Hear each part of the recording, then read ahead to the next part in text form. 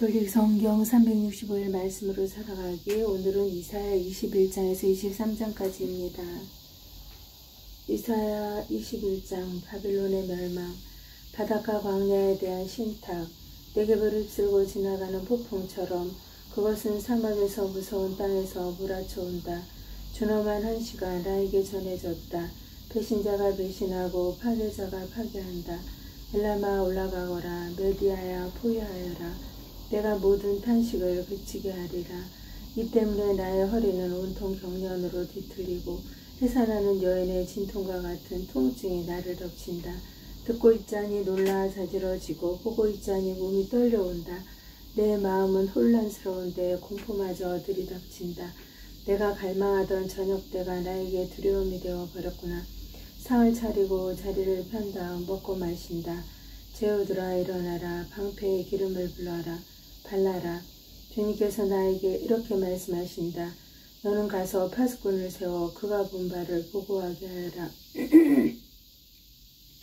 병거와 두 줄 기마대 나귀 대열과 낙타 대열을 보면 주의를 기울여 단단히 주의를 기울여 들으라고 하여라. 마흔꾼이 외쳤다. 주님, 저는 온종일 쉴 새 없이 보초로 서고 있습니다. 밤마다 망대 위에 서 있습니다. 아, 옵니다. 병거 부대가. 두 줄 기마대가 옵니다. 그는 다시 말하였다. 무너졌습니다. 무너졌습니다. 바빌론이. 그 신상들도 모조리 땅바닥에 부서졌습니다. 짓밟힌 나의 백성아, 타작말 안에서 깨진 나의 결애야. 내가 이스라엘의 하느님 만군의 주님에게서 들은 바를 너희에게 전하였다. 에돔족에 대한 경고, 두마에 대한 신탁, 세일에서 나에게 외친다. 파수꾼아, 밤이 얼마나 지났느냐? 파수꾼아, 밤이 얼마나 지났느냐? 파수꾼이 말한다. 아침이 왔다. 그러나 또 밤이 온다. 너희가 묻고 싶거든 물어보아라. 다시 와서 물어보아라. 드단족에 대한 경고, 광야의 신탁. 드단족의 대상들아, 너희는 광야의 덤불 속에서 밤을 새우리라. 테마 땅의 주민들아, 목마른 자들에게로 물을 가져가거라.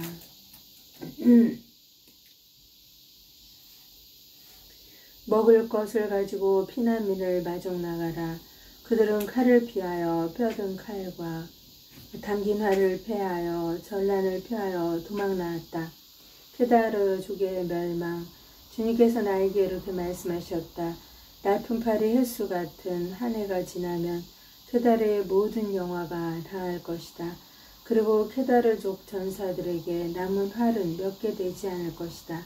정령 주 이스라엘의 하느님께서 말씀하셨다. 22장. 예루살렘에 대한 책망, 환시의 계곡에 대한 신탁. 도대체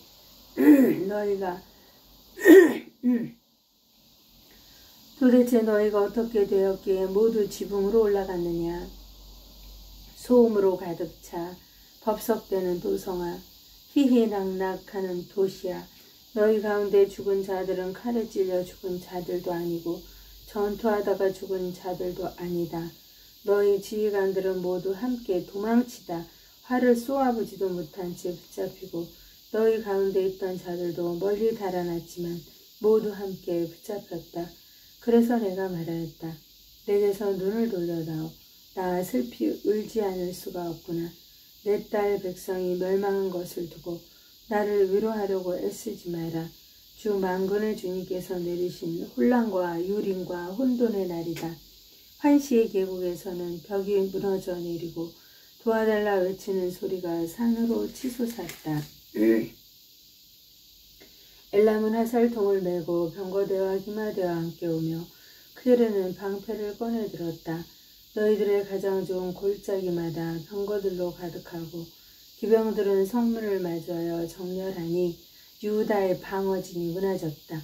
그날에 너희는 수풀궁에 있는 무기들을 찾아내고 다윗성의 균열이 많음을 살펴보고 알았으며 아래저 수지에 물을 모아두었다.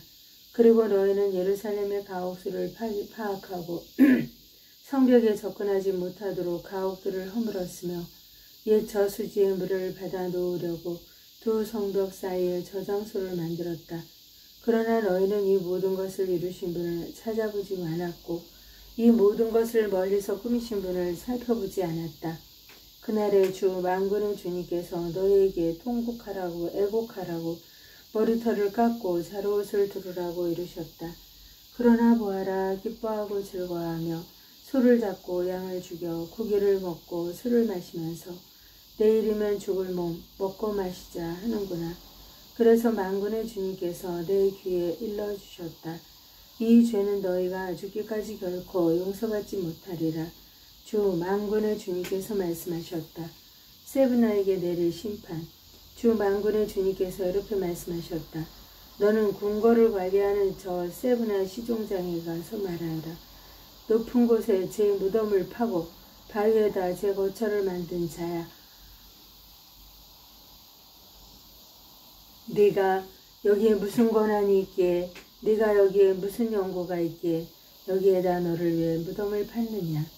보라, 너 세도가야. 주님이 너를 사정없이 쓰러뜨리고 너를 단단히 묶어 세찬 발길로 너를 공처럼 넓은 땅으로 걷어차 버리리라. 너는 거기에서 죽고 내 영광의 마차들도 거기에 버려지리라. 내 상전 집안의 치욕인 자야. 나는 너를 내 자리에서 내쫓고 너를 내 관직에서 끌어내리리라. 엘라킴의 등용과 파면. 그날에 이러한 일이 일어나리라. 나는 힐키야의 아들인 나의 종 엘라킴을 불러 그에게 너의 관복을 입히고 그에게 너의 띠를 메어주며 그의 손에 너의 권력을 넘겨주리라.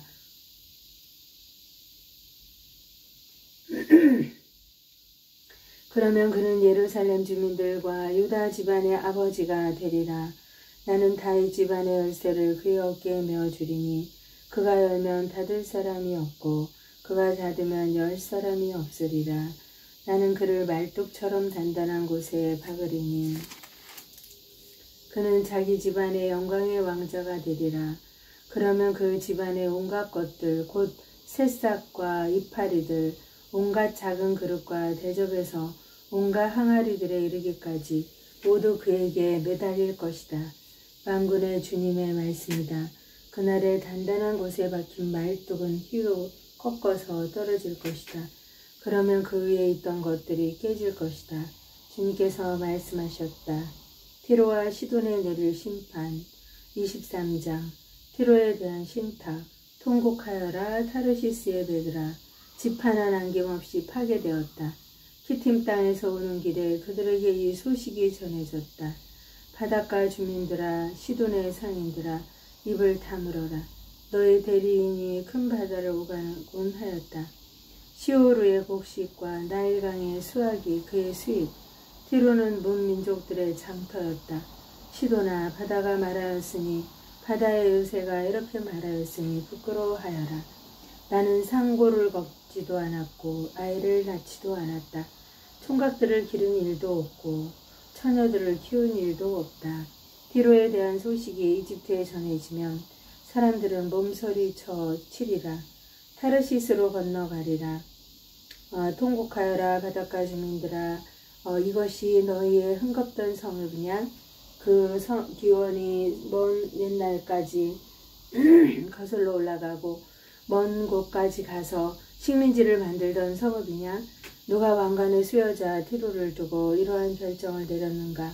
그 상인들은 제후들이며 그 무역상들은 세상에서 존경을 받는데 모든 영화와 교만을 짓밟고 세상에서 존경받는 자들이 모두 망신당하도록 만군의 주님께서 이러한 결정을 내리셨다. 딸 타르시스야, 나일강처럼 내 강의 땅으로 건너가거라. 굴레가 벗겨졌다. 주님께서 바다 위로 당신 손을 뻗치시어 왕국들을 떨게 만드셨다. 주님께서 가나안을 거슬러 그 요새들을 파괴하라고 명령하셨다. 그리고 말씀하셨다. 짓밟힌 여자 처녀딸 시오나, 내가 다시는 기뻐 뛰지 못하리라. 일어나 키팀으로 건너가 보아라. 거기에서도 편안하지 못하리라. 칼데아인들의 땅을 보아라. 이제 그 백성은 없다. 아시리아가 그곳을 사막 짐승이나 사는 곳으로 만들었다. 그들은 공격 축대를 세워 그 궁궐들을 허물어뜨리고 그곳을 폐허로 만들어버렸다. 통곡하여라 타르시스의 배들아. 너희 요새가 파괴되었다. 그날에 이러한 일이 일어날 것이다. 티로는 한 임금의 수명과 같은 70해 동안 잊혀질 것이다. 70해가 지난 뒤에 티로는 창녀에 대한 이 노래처럼 될 것이다. 수금을 들고 성읍을 돌아다녀라. 너 잊혀진 창녀야. 사람들이 너를 다시 생각하도록 수금을 멋지게 뜯으며 마냥 노래를 불러라. 70해가 지난 뒤에 주님께서는 티로를 돌보아 주실 것이다. 그러면 그는 다시 회옷값을 받게 되어 땅 위에 있는 세상의 모든 왕국들에게 몸을 팔 것이다. 그러나 그 벌이와 회옷값은 쌓이거나 모이지 않고 주님께 봉헌될 것이다. 그 벌이는 주님 앞에서 사는 이들이 넉넉한 음식과 값진 의복을 장만하도록 바쳐질 것이다. 하느님의 영광을 위하여 성모님과 함께 감사드리며 봉헌하나이다.